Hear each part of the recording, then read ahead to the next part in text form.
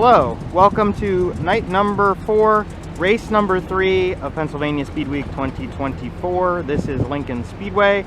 They've got some historic cars here on display from EMMR, and we've got a whole slew of 410 sprint cars back there ready to go, and hopefully we won't have any issues like last time with the track equipment breaking down and rain falling from the sky. It looks pretty good to go. Let's go ahead as they're just starting to work in the track, and we'll get to see some action here tonight.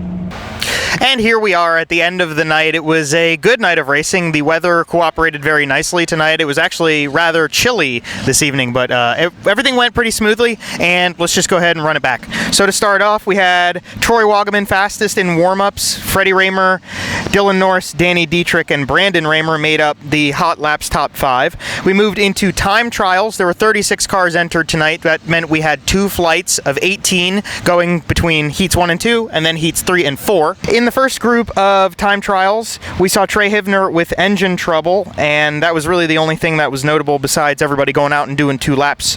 Anthony Macri was fastest over Logan Schuchart. The Shark Racing team came into town for this.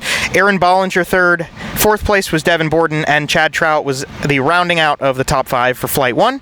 And then in Flight number 2, it was Matt Campbell on top over Jacob Allen, Tyler Ross, TJ Stutz, and Cody Hartlob. Heat race number 1 saw Aaron Bollinger and Chad Trout on the front row. It was a stacked heat. There were a lot of heavy hitters in this one. Aaron fell back pretty quick off of the start, and then it pretty much spread out by halfway. So by the halfway point of it, it was pretty much just single file all the way through. The winner of heat race number 1 was Chad Trout over Anthony Macri, Cameron Smith, Aaron Bollinger, and then Danny Dietrich was the final transfer, and Freddie Rahmer, notably, did not transfer and had to go to the B main.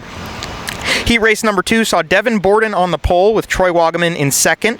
There was a little bit of chaos on the start, and then we had a caution on lap number 2. Reese Nowatarski stopped on the racetrack, some engine trouble still troubling the 10X car. After the restart, we had a nice little battle on track to keep everybody entertained between Gerard McIntyre and Dallas Schott fighting for last place on track. Chase Dietz was hauling, but stalled out on top, which kind of showed us that the track was starting to wear in a little bit, and it was starting to define a dominant line. Devin Borden won the heat race over Troy Wagaman, Logan Schuchart, Chase Dietz, and Emerson Axum got the final transfer. Heat race number 3 saw Tyler Ross on the pole with Cody Hartlob to his outside. On lap number 1 down the backstretch, there was some contact between Cody Hartlob and Tyler Ross, and that ended up putting the 5 car on its side. It was just a racing incident, just kind of ran out of room between each other. That moved Dylan Norris to the front row, and then the field spread out off of the second attempt to start. There was a nice battle for the transfer that ended up going to the 67 car, so Cody Hartlob won over Matt Campbell, Dylan Norris, Kyle Reinhart, and then JJ Loss was able to win out that final transfer spot.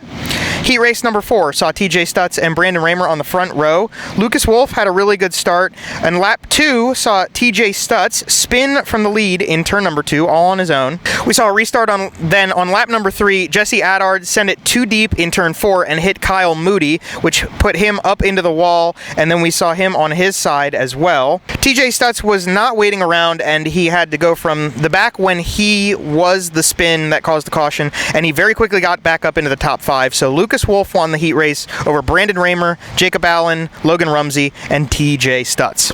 B main time, we had to transfer 4 more cars into the feature race tonight. Freddie Rahmer and Tyler Ross were on the front row. Billy Dietrich had the type of track that he's usually very good at here at Lincoln, so he was very good off of the green flag. We saw a nice little battle for the transfer from the green flag and a couple laps in between Skylar G and Jordan Givler. The back of the field was a bit of a mess for those first few laps, but it all kind of sorted out because the track was starting to wear in. At the end of the B main, we saw Freddie Rahmer win it over Billy Dietrich, Tyler Ross, and Jordan Givler was able to hold out that final transfer spot. On to the A main, 30 laps tonight. The pole was drawn by Cody Hartlob, and Matt Campbell started to his outside. We saw a really good start, maybe too good of a start, from Devin Borden, and he was able to capture the lead from Hartlob by lap 4. Danny Dietrich, the championship leader, did not have a good starting spot, so he was stuck mid-pack for the majority of the feature. It was the black and red cars leading the way. It was Devin Borden, Anthony Macri, and Matt Campbell leading it. We saw lap traffic come into play, and it didn't help Devin Borden. It reeled in Macri, but it did not withhold him enough for Macri to get a chance at passing him. The racing was really good up until lap number 20 when we saw a caution for Cam Smith, some sort of problem that resolved itself. Couldn't quite see it from our perspective. I think he might have done a 360. It stopped an intense battle for the lead at that point. And then that was when the penalty came and hit the 23 car. Devin Borden dropped 2 spots as they called him for jumping the start.